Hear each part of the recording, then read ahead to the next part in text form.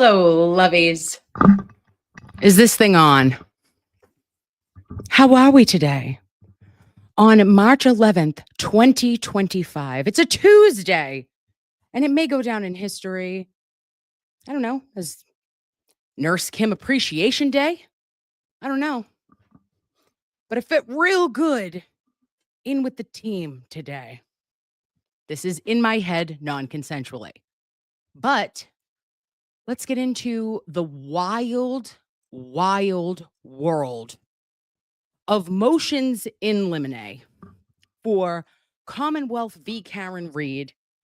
Oh.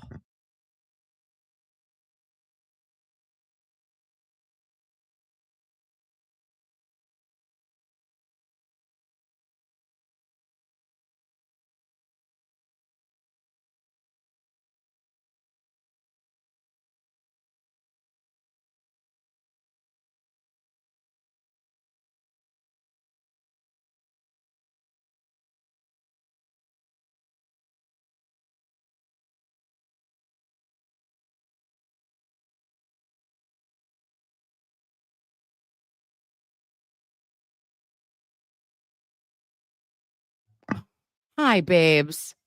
Are you kidding me? Was this? Oh, Larry's calling me. God, hello. Hi, bub. Thank you, babe. How long was I muted? Oh, great. Was it when I ate the microphone? Yeah, okay. Thank you, bub. Bye-bye. Thanks, La. Are you shitting me?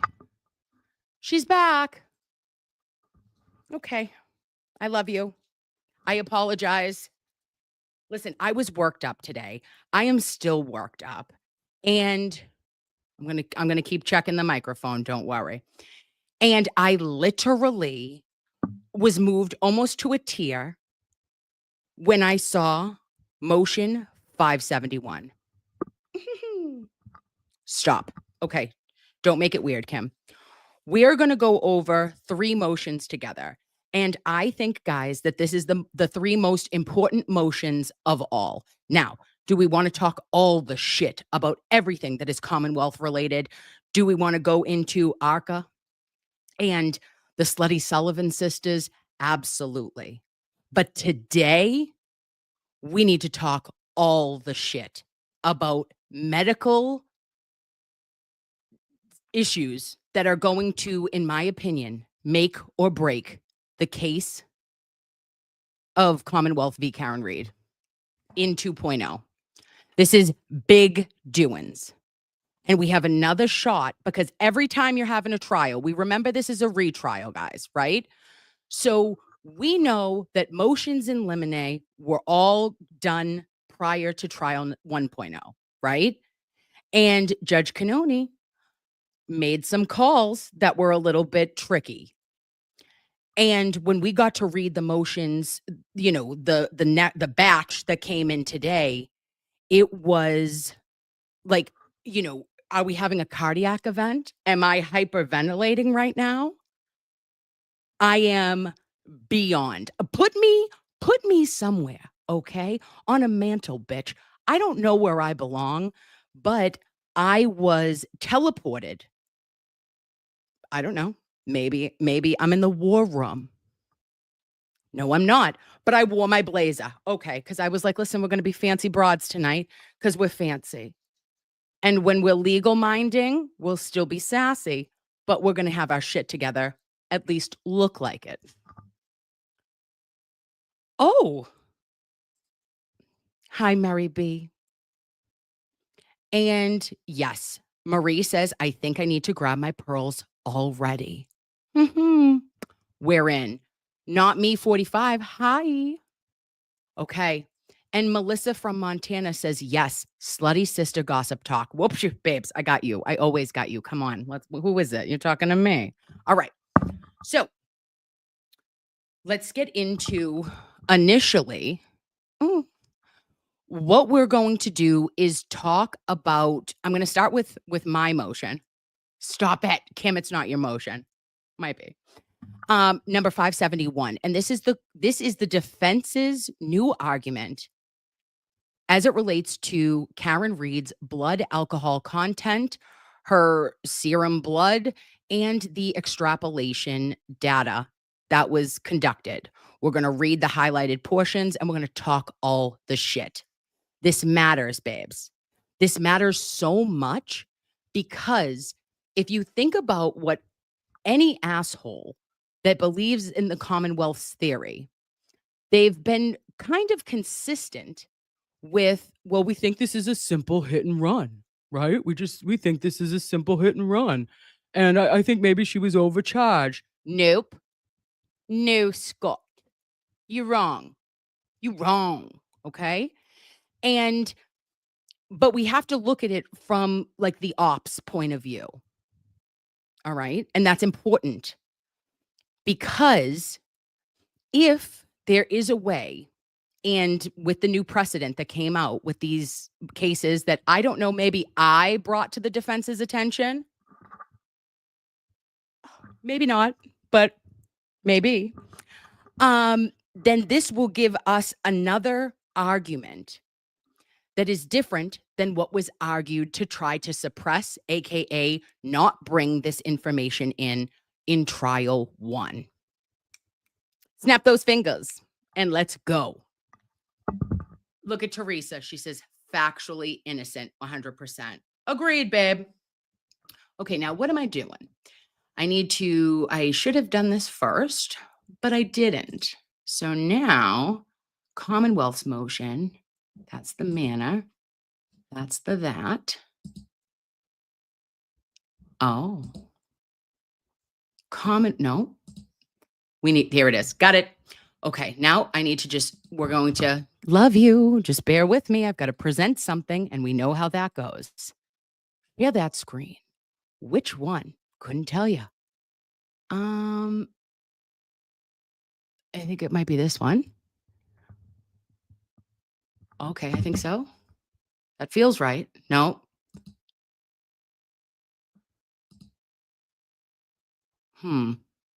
This one may be it, actually. All right, let me try this one. Share. Yes. Okay, we're sharing the right screen. Now we just need to get me back on the screen so we can do it together. Is that a split? It feels right. In a StreamYard. Okay. How we doing? Everyone's together. Okay. So we are at motion 571. Again, possibly the Nurse Kim motion. Will we refer to that as such? I'd like to. And let's get into it. I hope all my nurses are here. Loveys, I hope every nurse, every doctor, every physical therapist, occupational therapist, CNA, LPN, med tech, surgical tech, anyone who has been with me, I love you and I wicked appreciate you. Swear to God. Like, you guys are everything. And this has been like really difficult, I think, for not only us as a community. I mean, it's just been like a long time coming, right? And we're getting closer to retrial now. We're literally at 20 days away. And it's just, I don't want anyone to feel like helpless or feel like Judge Cannoni is not going to approve the things that she approved previously. But I feel like we really are in a much better position with Attorney Alessi on board and with new precedent that has come down the pike. So if we had any chance, babes, this is the fucking chance. Okay? So bear with me. We're going to get through this. You are the smartest and the prettiest in all of the land. Okay. So, am I not muted? Okay. Defendants, is this big enough? I don't know if I can make it bigger. Yes, I can. Oh my God, she's a pro. Okay. Defendant's motion in limine to exclude serum plasma ethanol concentration, blood ethanol concentration, conversion, and corresponding retrograde extrapolation analysis. Now comes the defendant, Ms. Read, and respectfully moves this honorable court in limine to exclude evidence of a serum plasma ethanol concentration test performed by where? Good Samaritan Hospital at 9:08 a.m. on January 29th, 2022. Let me write that down. 9:08 a.m. Bitch. Okay. By extension, Ms. Read necessarily moves to exclude the blood ethanol concentration conversion performed by the Massachusetts State Police, as well as the corresponding retrograde extrapolation analysis. As grounds for this motion, Ms. Read states that, as acknowledged by MSP forensic scientist Nicholas C. Roberts, Mr. Roberts, who we liked. Do you remember him? I really liked him. In his report, the ethanol result used in the reports was provided by an external party. And who the fuck was that party? Oops, I'm going to keep the swearing to a minimum because it is only 8 p.m. Eastern Standard Time. And if your children are awake, at least you know where they are. And it's not like the olden days at 10 p.m. when the news would ask our parents. So, this is Mr. Roberts got up and he was cross-examined by Liza Little. And he's like, hey, boo. And she's like, yeah, if you were to find out that the information you were provided to do this extrapolation was incorrect, like your timeline, would that have changed your outcome and the results of this testing? And he's like, for sure. And she was like, one snap. Okay. Little did she know the jury was not picking up what she was putting down, really. The medical professionals were, but they didn't understand that that made such a big difference in that large swing of the extrapolation data. So it also came the day and time of her last drink did not come from Karen Read herself. It came from where? Mass State Police. Stop it. Shut it. Stop doing that, you weirdos. So, Ms. Read, the testing to obtain the ethanol result was not performed at Massachusetts State Police Crime Laboratory, and therefore, the reports do not fall under the laboratory's scope of accreditation. We know that. Then, in May 4th of 2022, serum plasma conversion report, see Exhibit B from June 6th, the retrograde extrapolation report. Since the Commonwealth cannot establish that the blood test result administered by Good Samaritan Medical Center is reliable for the purposes of criminal prosecution. Next. The serum plasma ethanol concentration result and the corresponding blood ethanol conversion and retrograde extrapolation, which derive their results from the initial result, should be excluded as unreliable and not the product of reliable principle and methods. Okay, that's a lot. That's a bit of a word salad, but it actually turns into a word pizza, and it's delicious. Factual background.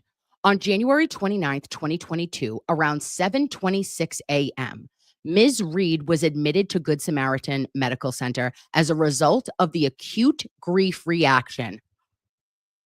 Who said that? It was me. Stop. It was you. It was us. She experienced after learning that her then boyfriend, Officer John O'Keefe, had passed away. In addition, she didn't know that at 7:26, but neither here nor there. In addition to evaluating her, the hospital performed blood work and a urine drug test, which included tests for the presence of drugs and alcohol. Ms. Read tested negative for any drugs for which the hospital screened. And the hospital, however, recorded an alcohol level in Ms. Read's blood of 93 milligrams per deciliter. Okay, so now this is going to bring us all back, babes. We're going to be brought back to trial one. We are going to emotionally take a moment and let's unpack. So the acute grief reaction that Karen Read experienced after, in my opinion, coming upon the scene at 34 Fairview. And then she is able to be let go from that scene. Let me come closer to you. Let's talk shit. So she is released from the scene at 34 Fairview. Her car was never present at the scene that morning. There is no police report that states Karen Read had an odor of alcohol on her breath or on her coming out of her pores. There was no concerns of slurred speech. There was frantic, hysterical, which, like, who's writing hysterical? Thank you, Canton Police Department. But she was absolutely emotionally charged. But she had just come upon the, like, most tragic scene that she could have ever imagined to come upon. I want to also remind you, babes, that Karen Read was at the top of Officer John O'Keefe, and she was performing mouth to mouth. At that time, his bodily fluids are making their way out of orifices, and she is then covered in his blood. But she's trying to ask, is John alive? Is he okay? Is he alive? Is he dead? Like, all the questions she's asking. What she was sent to the hospital for, yes, it's grief, but it was also suicide, self-checkout ideation. She made a comment to her family member, her parents, and said, if John is unalive, then I am going to be unalived. And that is why she was transported. It had nothing to do with Officer John O'Keefe's, extensive injuries. And she was not arrested. She was not detained. And she was not charged at the time she was taken to that hospital. Stay with me. Are you with me? Yes, Teresa, the grief. Oh, and Polly Pocket's Power Trip says, well, Jen was on the darn phone. Yeah. Okay. Everyone's with me. Good. I just wanted to, hey, Chad, how are you? I just wanted to make sure that we're, like, on the same page together. So yes, there was that recorded alcohol level in Ms. Reed's blood of 93 milligrams per deciliter. Oop, I'm going to have to shut off this phone because people are texting me and I am not on mute. Okay, so using the value from the test conducted by the hospital. Let's pull this up again. Okay. And how do I make me small? There it is. Okay. And without having applied for a warrant to themselves test Miss Reed's blood, as it would have been the normal course of a prosecution involving any aggravated form of operating under the influence. Massachusetts State Police performed a conversion of the reported 93 milligrams per deciliter, result to a blood ethanol concentration ranging from 0.78 to 0.83. To 0.083. Okay. Based on 3 different conversion factors on May 4th, 2022. So you're telling me that you decided to do your extrapolation report on May 4th, 2022, and you're using it from the report that you got illegally without having a warrant and obtaining this information. And you get this range of what her blood alcohol level was at around 7:26 a.m. on January 29th. So now we're looking at months later, babes. Using the conversion, Mr. Roberts then conducted a retrograde extrapolation on June 6th of 2022. In both reports, Mr. Roberts explicitly notes that the serum plasma ethanol concentration obtained from Good Samaritan Medical Center was, quote, not performed at the Massachusetts State Police Crime Laboratory, and therefore this report does not fall under the laboratory scope of accreditation. Ouch. Okay, let's take a moment. Let's breathe. Unfortunately, this has already been argued to the court by Alan Jackson. He went over the testing and like how it was tested, and Judge Cannoni did not suppress the BAC for trial 1.0. But I find it very concerning that this sample was taken when, in my opinion, Karen did not have the ability to consent to that draw when she is in a psychiatric emergency. When she has been needed to be there for her safety, for the safety of herself, and you're clearly not in the right state of mind. Therefore, ergo, you cannot consent to what is being drawn at that time either. So then the toxicology unit administrative manual updated the conversion factors used by the Massachusetts State Police Crime Lab to align with the ANSI-ASB best practice recommendations. All of us who are in freaking any medical field, what about our gold standards of care, our best practice recommendations? Oh, wonderful. So per a new report dated October 10th, 2024, by Hannah Knowles, a new author of a forensic scientist, the new serum plasma ethanol concentration estimated by the Mass State Police Crime Lab is now between 0.78 and, no, stop saying that, Kim, 0.078 and 0.082. Okay. Why does that matter? When you're taking your 93 milligrams per deciliter and you are now lowering the limits, because it used to be, but they were saying she was around 0.8 or up to 0.9, because usually you do the 93 and then you divide it by 100 or 100. And that would give it to you. So now they've made a new policy in 2024 in October. And this shit is telling us that now at 9 o'clock in the morning, when the blood draw occurred, that was at 9:08 a.m. Kimberly. Then she was under the legal limit,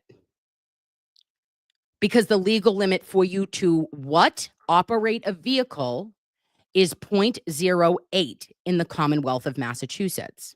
Well, in the United States in general. But she didn't drive to the hospital.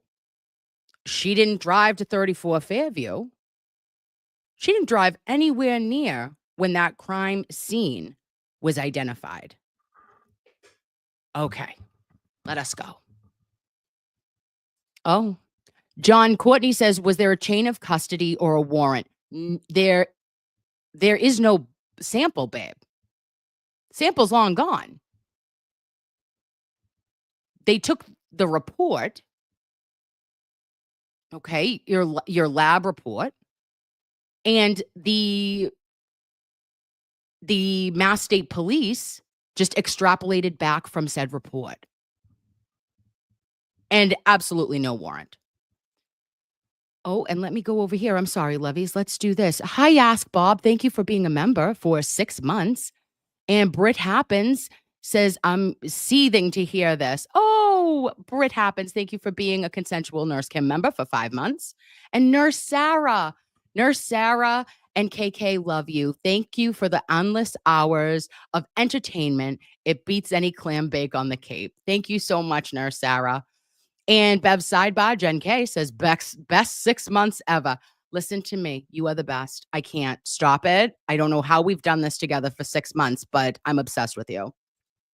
And Galaxy Girl, thank you, says, came to your first ever event and hope you have another because I didn't get the last RN at Brigham and Women's Hospital spreading awareness.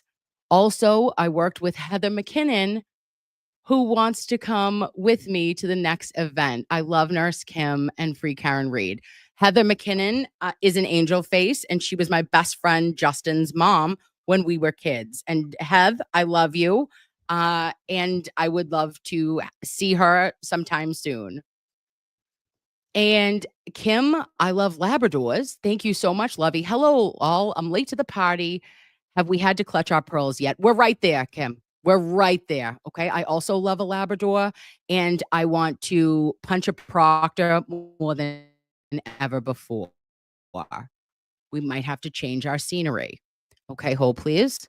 I am a part of the legal team. We know this, but she is also hood adjacent. Okay. You can take the girl out of the ham, but you can't take the ham out of the girl. Which one? I feel like this is appropriate. Okay. On your mark, get set, punch a proctor. Oop, that was a chair, not me. Okay. Now, we are going to say, moreover, in Noel's report, she uses a time interval of 8.5 hours. Now, we're going to get in the weeds, but just bear with me.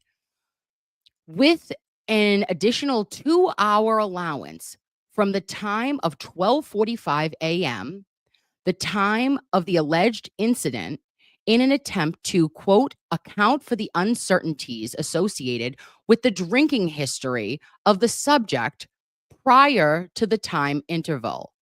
Her calculations determined that Ms. Reed's BAC could have been, between 0.14 and 0.28 at 00:45 hours, which is 12:45 a.m. on 1/29/2022. Well, ain't that some shit?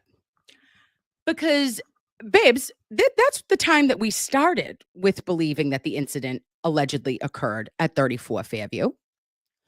But riddle me this. Didn't Adam Lally say in opening statement that it occurred at 12:45 a.m.? And then he was forced to walk that all the way back to 12:31 or 12:32 a.m. because we know that Karen Read was connected to One Meadow Wi-Fi at 12:36 a.m. Okay? Your girl is warm. And I don't like Hannah talking shit. And stop assuming things because it only makes an ass out of you and me, Hannah. And it says that it assumes that the subject's BAC had peaked at a prior to the start time of that interval at 12:45 a.m. and indicating that the subject had consumed no ethanol between a 30-minute and 1 hours prior to that interval. What the fuck are you talking about, Hannah? Okay, Hannah Banana with the meatball eyes. Are we going to put her in the oven and make her French fries? What are we doing? I have always been under the impression that one Ms. Karen Read had gone to they had gone to the waterfall.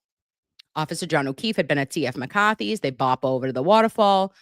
They have a good time, allegedly. And, well, as said by all.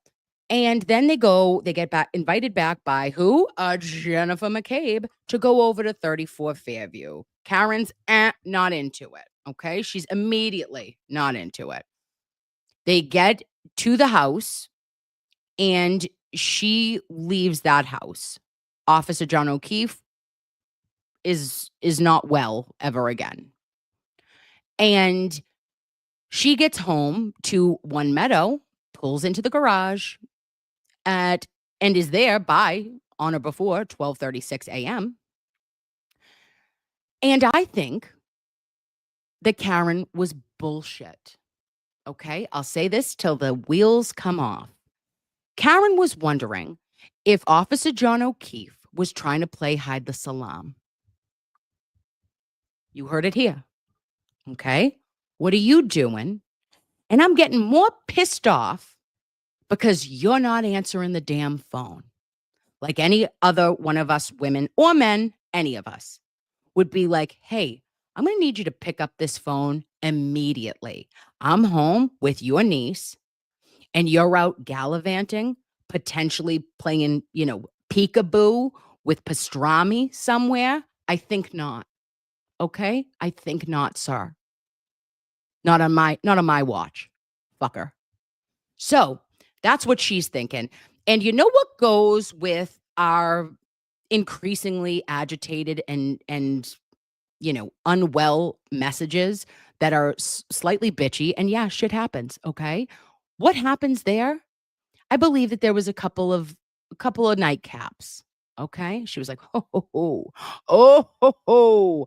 I'm gonna have a beverageino, and I'm gonna wait, and I'm gonna wait, and if he walks his ass through this door, he better know what the fuck is coming next, because 'cause I'm gonna curse him out." That's what I think was going on. But what do I know?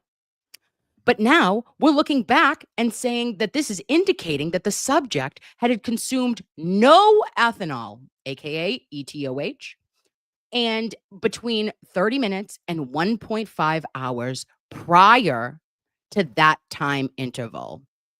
You're wrong, Hannah. Hannah, cut the shit. Stop it. Okay, next. Then the argument is because both the initial serum plasma conversion report and the subsequent retrograde extrapolation and analysis are based on a blood test about which the parties lack essential information, including the testing procedures and type of testing, the blood test results, and it should be excluded. Now, I thought we did know that it was a specific, it wasn't whole blood. It was plasma, I thought. But retrograde extrapolation is a mathematical calculation. We know all about it. Breathalyzer tests are generally admissible without the need for retrograde extrapolation, of course, because you take it on the spot. Without the need for expert testimony when it was taken within a quote reasonable time. Because why, guys? We're not going to have a breathalyzer result of intoxicated if you are not. So then the Commonwealth proceedings under an impaired ability theory as opposed to a per se theory, and a test administered outside of the 3-hour window, necessitating the retrograde extrapolation, and expert testimony was required. Now this is big doings right here. The test was administered outside of a 3-hour window, and yet it was still allowed into court without a warrant for trial number 1. It made me pull my hair out because I watched AJ argue it, and he argued it very well. So we need to just know that his oral argument, we're going to have to just jam pack this shit with case law and understand that if the Commonwealth loses this, babes, then we're freeing Karen Read. It's on, like Donkey Kong. On your mark, get set. Yeah. Is this going to free Karen Read? Sure as shit is. Yep. Bet your bottom dollar. Okay. So last year, this is me. It's me. Hi. The Supreme Judicial Court addressed the issue of a defendant's consent to a blood test in the prosecution for simple and aggravated forms of OUI, In companion cases, Commonwealth v. Capalucci and Commonwealth v. Zucchino, 2024, both of them, the court held that the consent requirement of Mass General Law Code 90, Chapter 24 LE only applies to prosecutions for simple OUI under General Law of Code of 90, okay? Rather than to any of the aggravated forms of OUI. And Karen's form is technically an aggravated form of OUI because Officer John O'Keefe lost his life. But I riddle you this, and I'm dying to know if Mr. Alessi will argue that although it was aggravated circumstances for the victim, in this case, Officer John O'Keefe, it was also a aggravated circumstance with Karen Read. Okay? Because we're looking at this as if somebody had been charged with an OUI. And Karen had not, guys. She had not been charged with anything when she went to the hospital, grief-stricken on a Section 12, and was unable to consent to any of the testing, in my opinion, which I believe shouldn't have been done because it's not policy and procedure, as I've read thus far, in Good Samaritan Hospital's Section 12, like need for speed, right? They don't need to do that. So what are we going to say? What are we going to say? Are we going to argue this? Are we going to fight for our right to say, who in the fuck do you think you are first obtaining my blood alcohol content when I dropped my basket because I found my boyfriend unalive on a lawn that he was at an after party at? Number two, none of you suspected at that time that I was transported by ambulance to have an alcohol or a drug problem. Nobody was concerned. Nobody documented anything of that nature.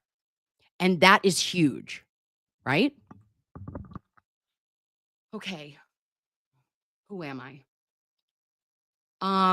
Okay, so accordingly, whether Ms. Read consented to the alcohol blood test or not is not at issue here. I would love to fight it. What is at issue, however, is that the parties lack essential information about how Good Samaritan Medical Center drew and tested Ms. Read's blood. Wait, I am not even looking at you guys. I'm so sorry. I have my banner up. Let's do this. We're just going to say, Judge Cannoni, please make a good call on the field. And one time for good luck, let's go and do a little dance from John Ralphio. John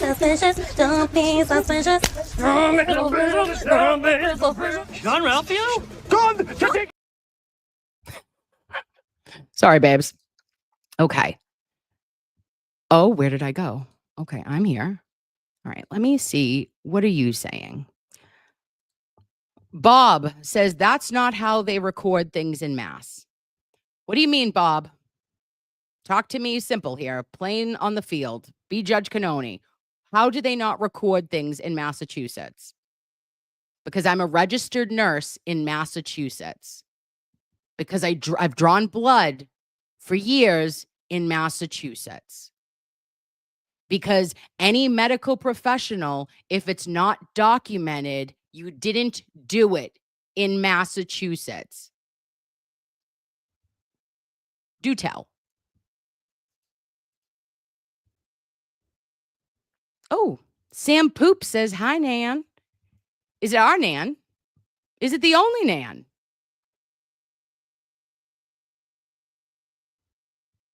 Oh, do. Okay. Not only did John not get hit by a car, says Rabbit Hole Girl, but there was no body on the lawn at 2 a.m. ish when all house guests left. Well, we would believe that none of them saw it because they told us that, except for Julie Nagel, who got on the stand and for the first time in trial 1.0 was able to say, I did see a blob, allegedly. Okay, now where am I?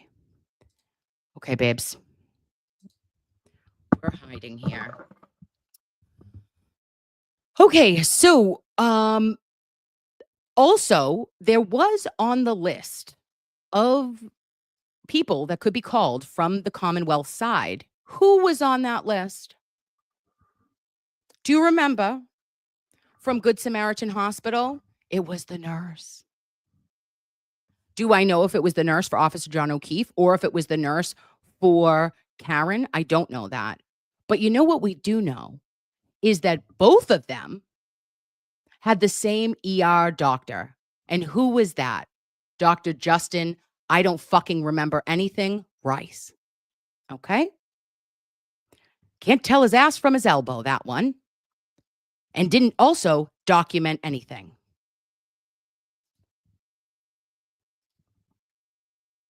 Do. Oh. Nan.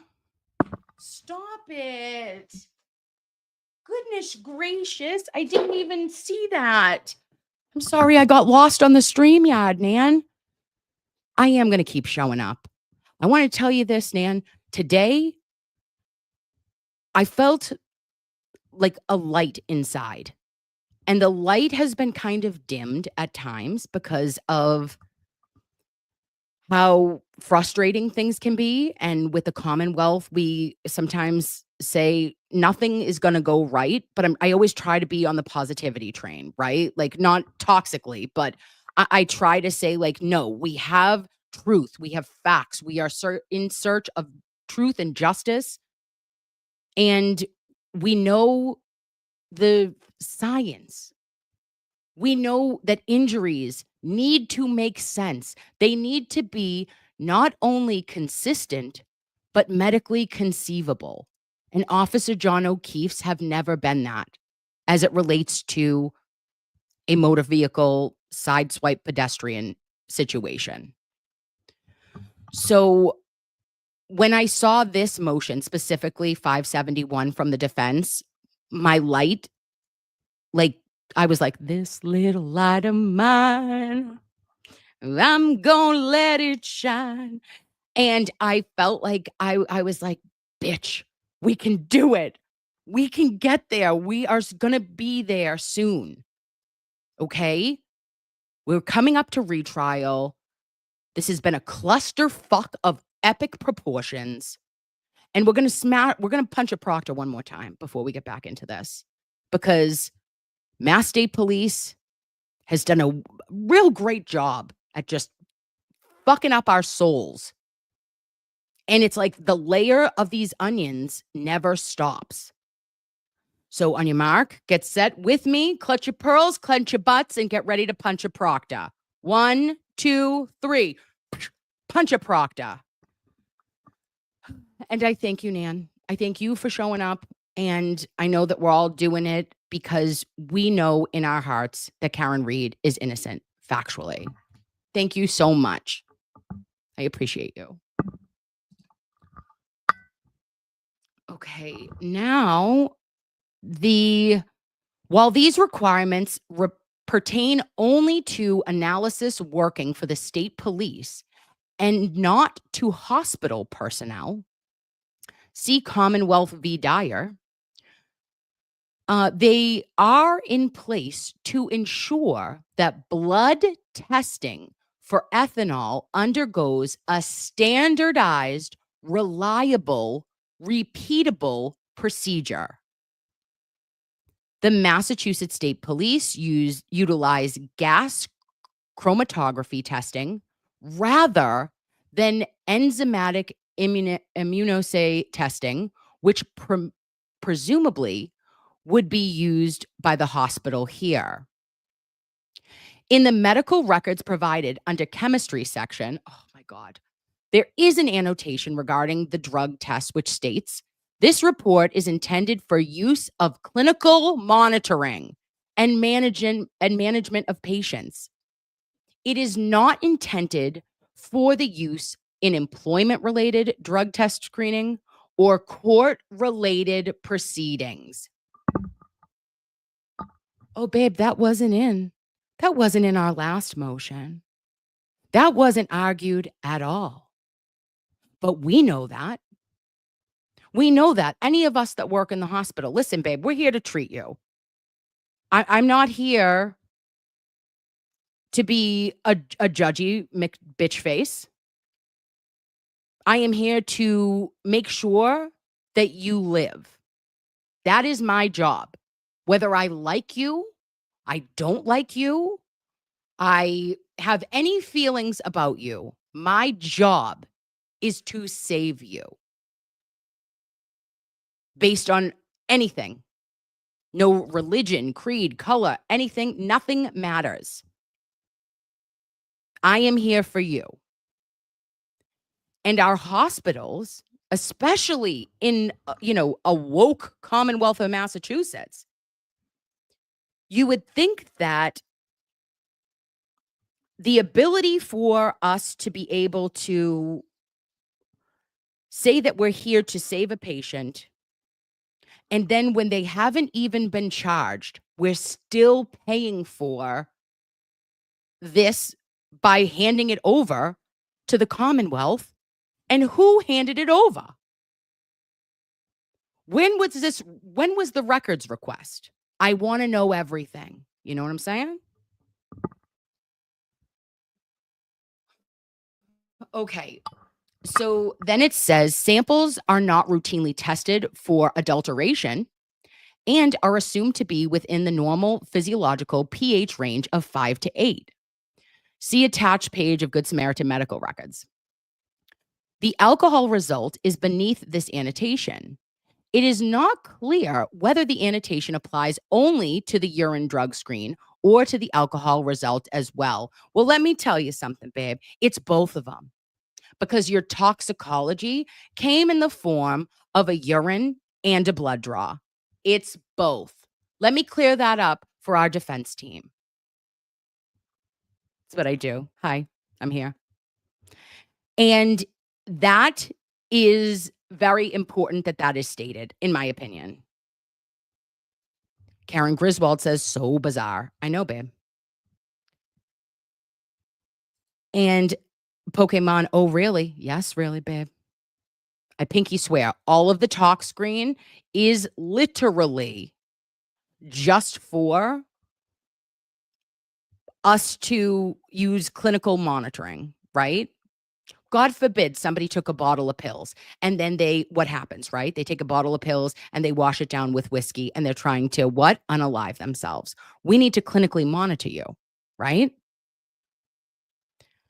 And these are the things, if somebody is somebody's overdosing, like clearly you're going to Narcan them, but then you are going to like do your talk, say, what are you on, my friend? And these are so important. And we're there to treat nevertheless. Regardless, the defense should not have to guess. No, you shouldn't.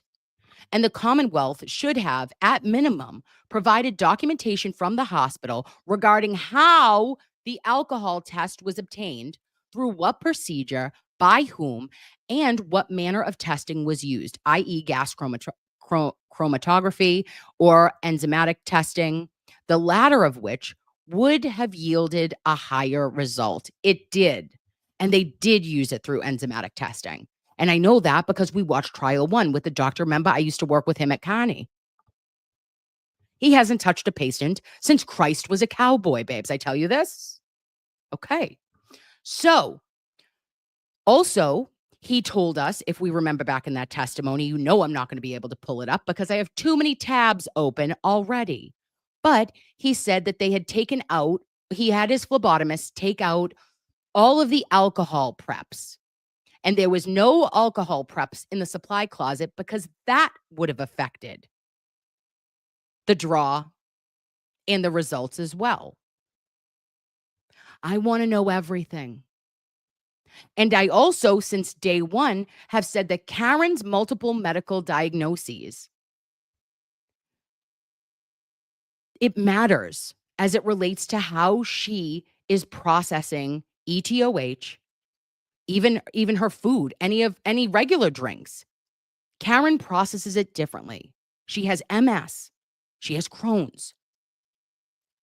You know, she has had struggles, surgeries, a colostomy bag. Like, these are things that change your absorption and change the way our bodies function fundamentally. This is not just an average run-of-the-mill Joe Schmo off the street, in my opinion.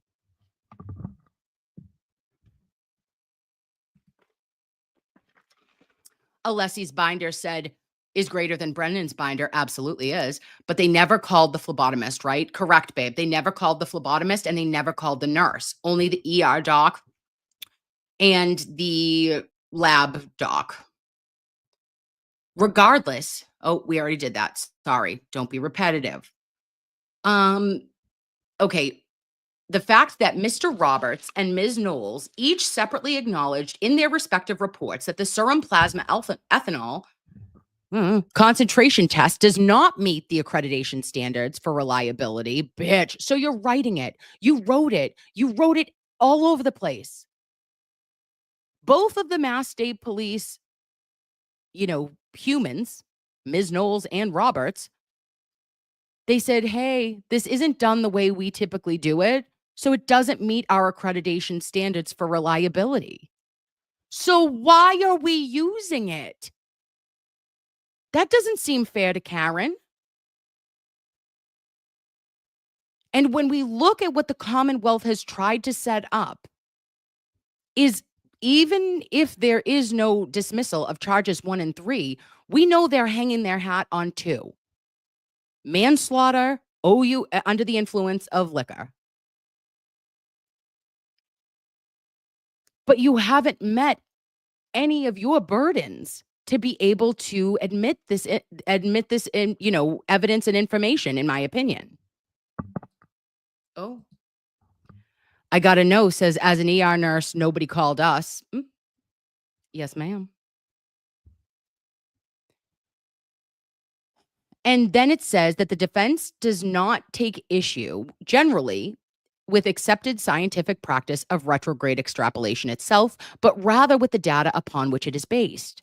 Without reliable foundational information about the initial serum plasma result, the serum plasma conversion to the blood ethanol concentration, and the retrograde extrapolation from the converted number, Jesus, it is not reliable. More precisely, the Commonwealth has not provided any information about the initial result from the hospital that would indicate that the subsequent analysis by Mr. Robert and or Miss Knowles are accurate. Instead, 3 parties involved in this BAC testing have expressly disclaimed the legal veracity of these results. Ooh, we're getting feisty.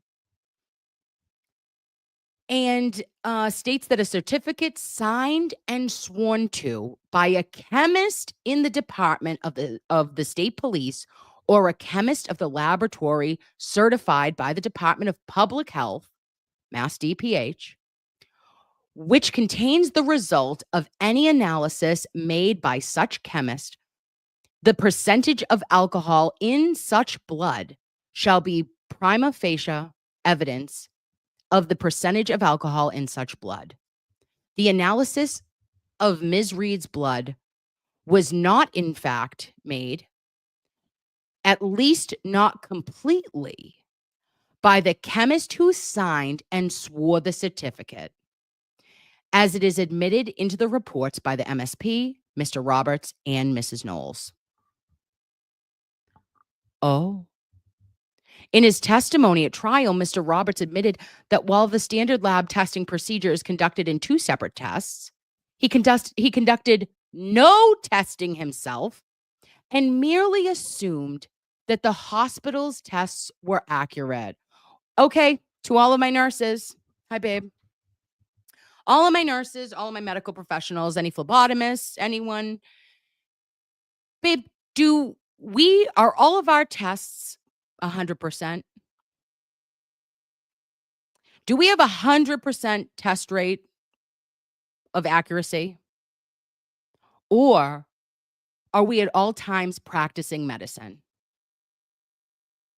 And, you know, we can swing, we can miss, we can say, shit, how the fuck was somebody's, look at somebody's potassium. Let's go to electrolytes, right? If we have an out of range, let's say somebody's coming in at a sodium of 119 and a 6.5 of a potassium. You're like, I'm sorry. What did you just say? Are we critical right now? What are we talking about? Then you go redraw and you find out that somebody was within normal limits the entire time.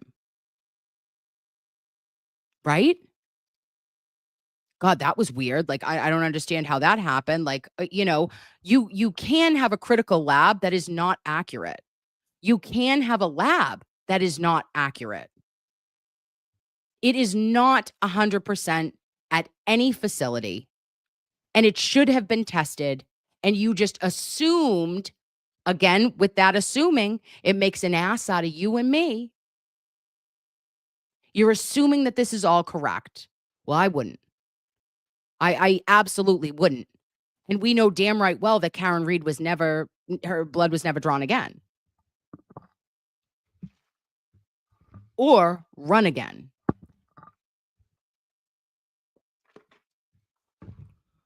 Okay.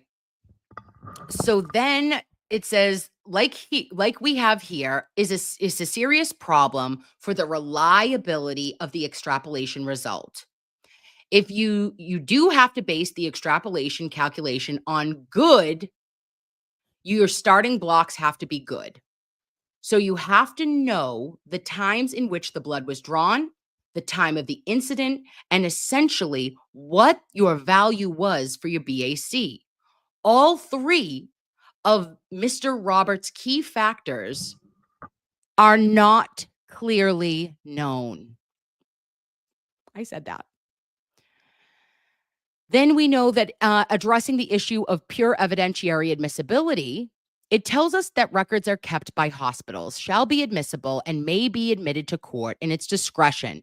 In its discretion. Now that is a boop boop boop-a-doo. Okay. I want you to put that in your pipe. I want you to have a little smoke of it. Okay. I want you to toast a little tea. Toast a little toast and have some tea with it. Because that means that this is all up to Judge Cannoni. Okay? It isn't a shall, it isn't a must. It is admitted to the court in its discretion. And so far, such records relate to the treatment with medical history of such cases. And the evaluation and treatment purposes do not constitute testimonial evidence and may be admitted into evidence. Both the statute on point and seminal case on medical record admissibility pose conjunctive requirements, treatment and medical history, and evaluation and treatment. The common factor between those authorities is treatment.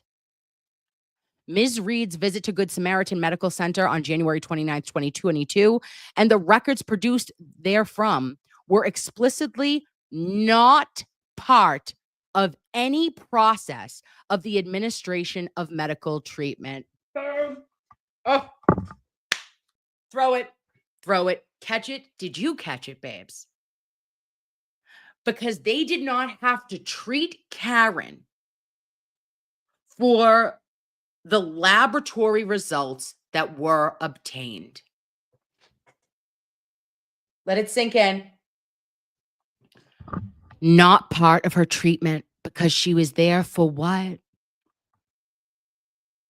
A grief response and a Section 12 for voicing a moment of weakness and making a statement of, SI and self-harm. Okay. And when the defendant's blood test, this is a specific one, Commonwealth versus Malone. When the defendant's blood test was not connected to medical treatment, the Commonwealth's failure to meet the statutory requirements means that the documented hospital records themselves cannot be admitted under the General Law Code 233 as a hearsay exemption. Ooh, emphasis added. And you know what emphasis added means. We don't fuck around, because you're going to find out. In conclusion, for the above reasons, Ms. Read respectfully requests that the blood test result from Good Samaritan Medical Center, the serum plasma conversion, and the retrograde extrapolation evidence be excluded. I'll tell you this, babes, that new case law and how this was cited. This was very extensive, much further than was done in trial 1.0. And in the Commonwealth's opposition, we hear that Hank Brennan is only going to hit us with what? What is he hitting us with, babe? He's going to go, oh, hey, babe, we're allowed to have it. We said so. Okay. Because addressing evidentiary admissibility, he hits us with records kept by hospitals shall be admissible and may be admitted in the court per its discretion. And he says nothing else. This was, how long was this page? This was 9 pages, babes. And we have, 8 technically, because then we have the certificate of service and whatnot. But if we look at the next one, which we're going to go over, which is the Commonwealth's, we see that they're just throwing the same shit at the wall that they did last time, and they think that they're going to get away with it. Well, not with Nurse Kim on board as a non-consensual, intern of David Yannetti. Woohoo! An Aunt B lead prosecutor says no accident report, no suspect driving DUI, trash, garbage. Agreed, babe. There was never an accident report. My God. Oh, Jen Altman's in the chat. That's fun because it did. I love you. Okay, now let's see if she can do this. We're going to try to share a different screen. Scooby-Dee-Bop. I'm going to share this tab instead. Thank you. Now, where is your brother? Nope. Oh. Well, find yourself. Okay. We're going to X out of there. I don't know how you've ended up here. Oh. Okay, guys, sorry. I'm so sorry. Now, okay, I did share that. So now I'm going to have to resplit the screen. Oops, she fights a desktop every night. Oh, that's not good. Oh, no, that is good. Oh, 576. Can I see it? Is that 3 lines? 570. Is it this one? Yes. Yes. I think I've done it. Oh, no. No, I have not done it. I messed it up. Sorry, guys. Oh, can I do that? Yes. No. Can I do that? Okay. Now we're going to split the screen again. Split the screen. 586. Now find that, Kim. 586. Is this you? Yes. Woo-hoo-hoo! We did it. We did it. We did it. Yay. Hi, Wendy. Thank you so much. I love your Mario and Luigi impression. Woohoo. Oh my gosh. That is a Mario and Luigi impression. Am I Super Mario Brothers 3? Stop it. Yes. Okay. Now, we're hitting it with the backup. Now, this is our opposition from the Commonwealth. So I was on a high, guys. When I tell you, your girl was flying high, thinking she was an eagle. My wings were soaring, okay? No one could tell me shit this morning. Then all the rest of the motions come out. And I said, son of a frigger. So I end up seeing the Commonwealth's motion in limine to admit the results of the defendant's blood draw at Good Samaritan Hospital and resulting serum conversion and retrograde extrapolation.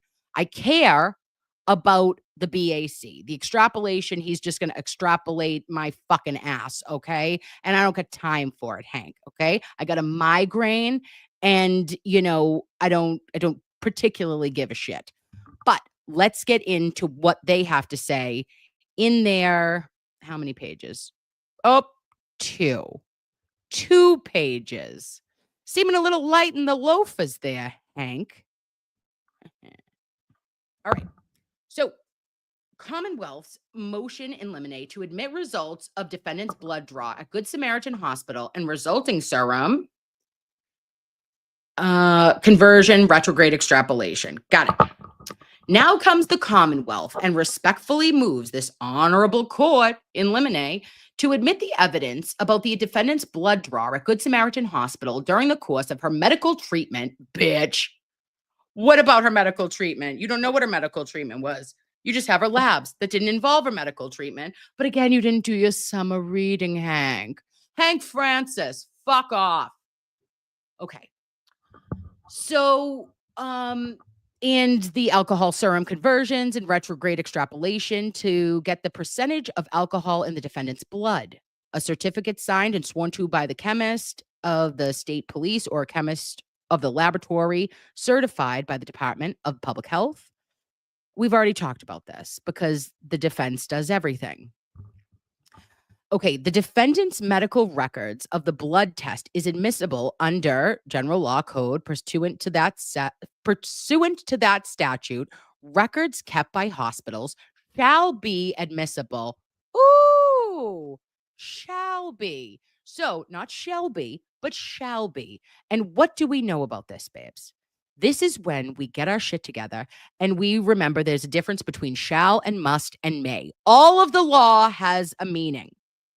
But he ends it with may be admitted by the court in its discretion as evidence in the courts of the Commonwealth so far as to such records relate to the treatment and medical history of such cases, and the court may, in its discretion, admit copies of such records if certified by the persons in custody thereof to be true and complete. Well, I don't know that they're true or complete. Do you? Tell me. Oh, Emma Francesca knows Hank Francis, first of his name, could fuck directly off. Yes. So that is interesting to me. The Commonwealth anticipates that the medical providers who participated in the blood draw will testify to their knowledge, training, and experience in how the test was administered to demonstrate their reliable basis in the knowledge and experience of the discipline. Great. How come they didn't show up to trial 1, babe? Where were they? Is that Lally's fault? What are we saying? Because nobody came who talked about the policies, procedures, or their expertise, knowledge, and training to demonstrate their reliable basis in their knowledge of and expertise in the discipline. It didn't happen in trial 1. I don't have confidence if I was the defense that it would happen in trial 2. What, if anything, gives me confidence that the Commonwealth is going to do anything but continue in their forms of fuckery as it relates to Karen Read and doing anything that they can to keep this truck moving forward, to keep going no matter what, hell or high water. You don't give a shit, in my opinion. Additionally, witnesses will testify about the blood alcohol serum conversion and the retrograde extrapolation. And in the defendant's blood at the time she was driving her SUV and struck John O'Keefe. Oh, Hank Francis, I hate to spank you in public, okay? I prefer to do it, at a circus. But it's interesting that you say that because you don't know what they're trying to establish with the extrapolation of the percentage of alcohol in the defendant's blood at the time she was driving her SUV and struck Officer O'Keefe, because you don't even know what friggin' time it happened. I know it's a new trial, but remember back in the olden days, they would like to tell us that upon opening statements, Lally says at 12:45 a.m. because Jennifer McCabe kept putting Karen Read out in front of 34 Fairview, and she was texting Officer John O'Keefe, "Pull behind me. Oh, hello."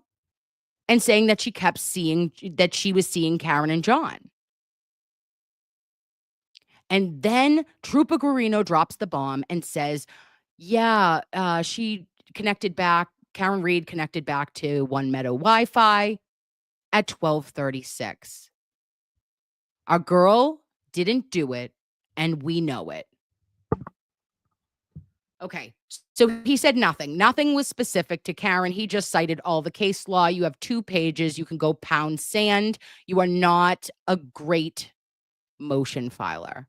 This is probably exactly what the first one looked like from trial 1. And again, we have a 9-page report. Now, the final one that I want to go over with all of you loveys is the other thing that matters, in my opinion. Okay, what am I doing? 529. What did I do? This is about the death certificate. Oh, did I save you? Where are you? Oh, media. Nope. Okay. Nope. Not there. You don't live there. Where do you live? Oh, I can just share this. Okay. Hold, please. I'm going to present because I am a genius. Yep. Boom. Share it. Split this screen right open again. Split it. Sorry that I have to talk myself through this, guys. That's annoying. Okay. Here we are. We're all together again. Okay, babes. So this is the last one. This is Commonwealth v. Read, the Commonwealth's motion in limine to preclude reference and redact the manner of death contained on the victim's death certificate. The Commonwealth moves. Let me try to make this a little bit bigger for you. Oh, there she is. Okay. The Commonwealth moves in limine in accord with the settled practice that the death certificate be redacted for the means and manner of death. See Commonwealth v. Almonte in 2013 and Commonwealth v. Wallace in 2011. We have stated that with respect to the admission of death certificates, the better practice is to redact the manner of death, such as the words homicide, suicide, or accident. Oh, interesting that you would say those specific 3 of 5, because we also have natural and undetermined. And you chose to only use those 3 words because those are the ones in the case law that is cited. General Law Code 46, as amended through 1969, provides that nothing contained in the record of a death which has reference to the question of liability for causing the death shall be admissible in evidence. In a criminal trial, excluding from the death certificate the words homicide, suicide, accident, or in this case, baby, you're trying to make your own precedent, undetermined, is the better and safer course. For who? For who, Mr. Brennan? I think it's the better and the safer course for the Commonwealth. But I think that it is very, very important that the jury know that after multiple calls from Trooper Proctor to Dr. Irene Scortibello, she still would not change that designation from undetermined to a homicide. With all the information that you provided to the OCME, they said, fuck off. No dice. And we know that the OCME in Massachusetts, unfortunately, is just a arm of the Mass State Police. They do not perform their own investigations. And the Mass Bar Association, the president, has been trying, guys, for 40 years to separate church and state as it relates to the medical examiner's office and the Mass State Police. It can never hurt to have an independent set of eyes investigate something, right? And yet we still find ourselves in this position, and we still see cases such as Officer John O'Keefe, who is not determined as a homicide death. Are you shitting me? But we have Karen Read on trial for second-degree unaliving of him. That's not fair. She 100% has the right to ensure that her attorneys are able to say to Dr. Scortibello, you didn't have enough, right? Yeah, I didn't have enough information. They didn't bring me enough for me to determine that this was a homicide. That's huge. Trooper Proctor also would tell us, right, that he has never, in 12 years of working on Mass State Police, had he ever prosecuted, been in part of a prosecution, and testified at trial for a murder of a victim who was not determined a homicide. Never. Zero. Never happened. Okay. So where the defendant does not dispute the validity of the death certificate or the fact that Officer John O'Keefe is in fact deceased, they wrote dead, the question of liability is solely left to the trial jury. And I agree, Hank. And that's why they should know everything when it comes to the death certificate. And for the above reasons, the Commonwealth asks this court to preclude any reference to and redact the manner of death contained in the victim's death certificate. For the Commonwealth, Michael the Meatball Morrissey himself, Hank the Skanky Francis Brennan, Adam Suits Screaming for Mercy Lally, and Laura Law McGlaw, our Barney purple suit wearing bitch. The team captain, if you will. Okay, babes. Now, let me just bop over here. I know that you want to go because you've got other things to do. And it is 9:07. I know that the Turtle Boy is on. Oh, please.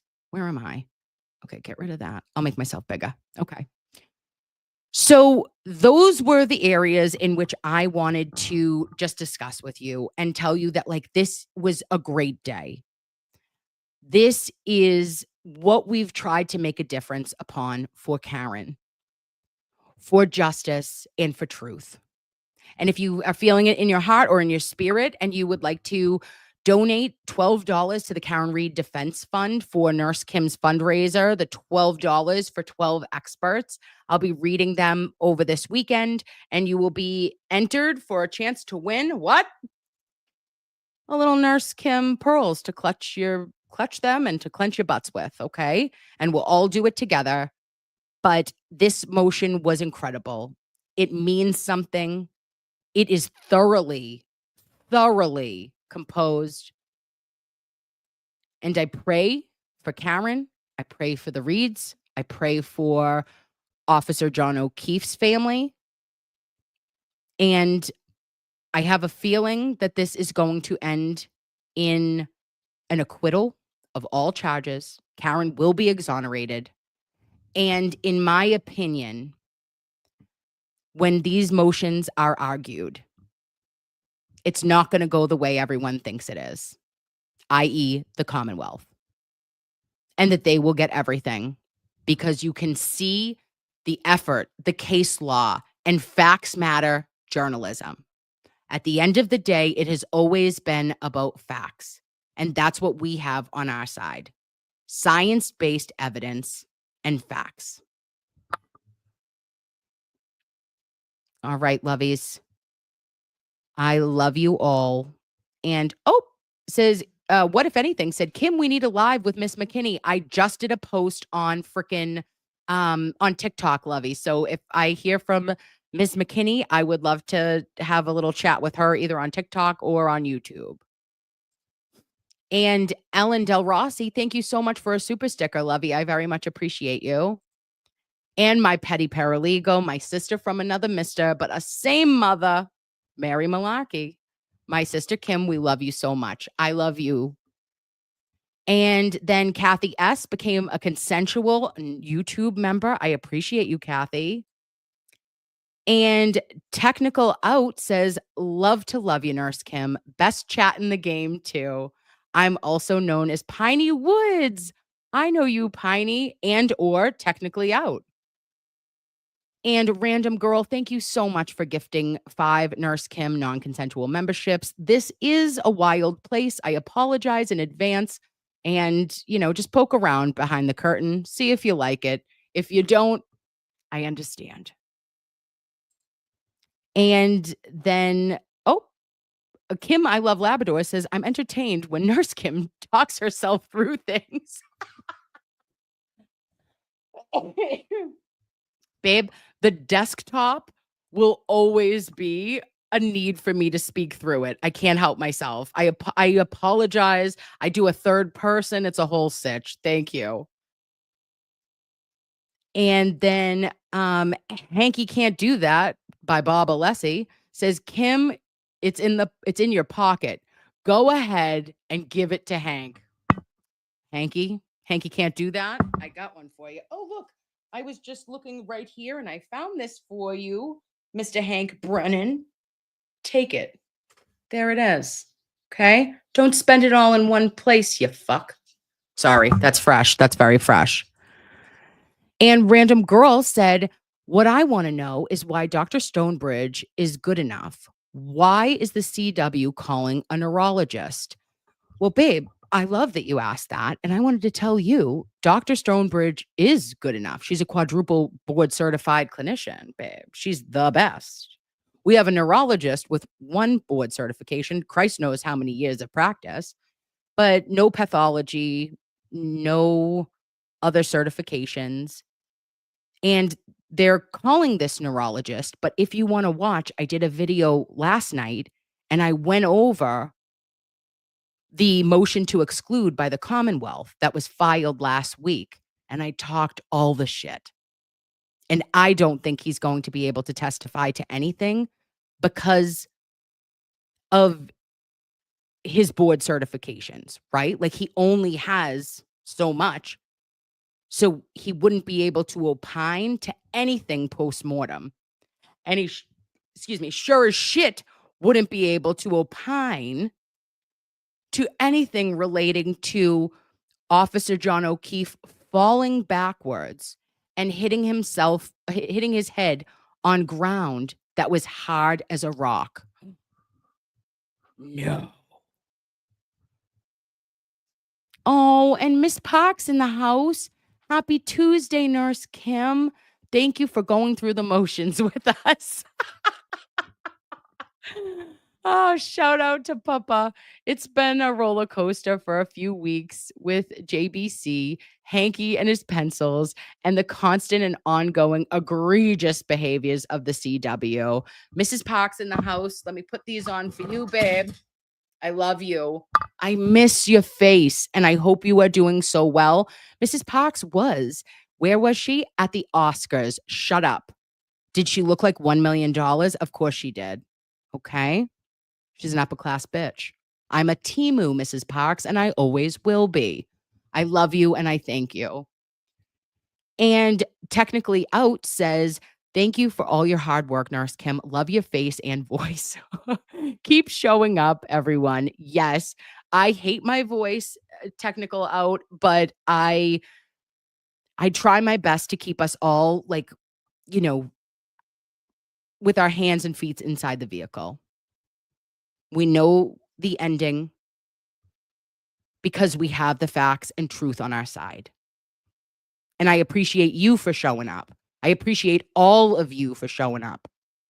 I'm just a mom. I'm just a nurse. I'm just a Kim.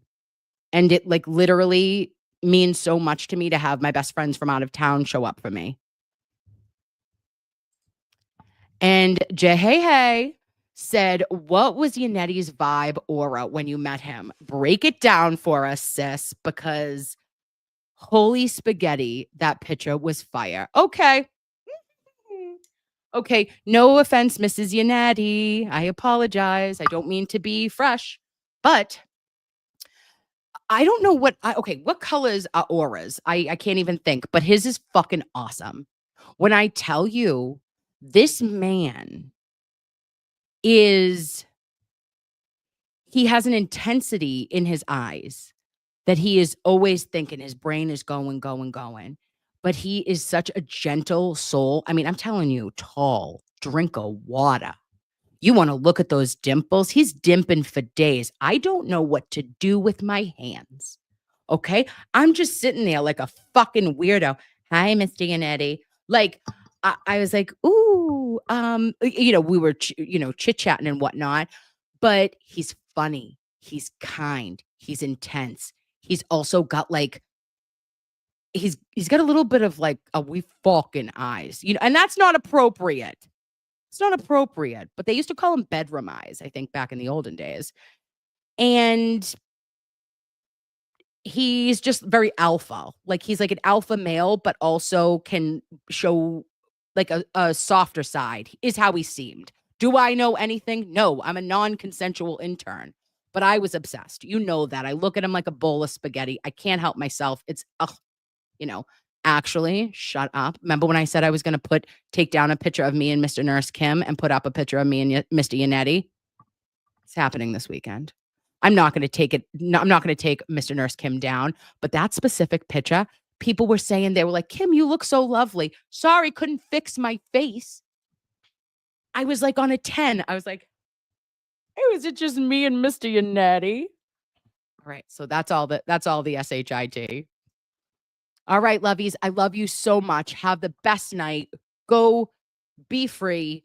And I thank you for showing up for me. I thank you for showing up for Karen. And I thank you for showing up for Officer John O'Keefe and Justice. I love your face. I wish that I will see you very soon. And I'm going to do our stream for Karen's $12 for 12 experts over the weekend. Okay. All right, babes. Mwah. Bye.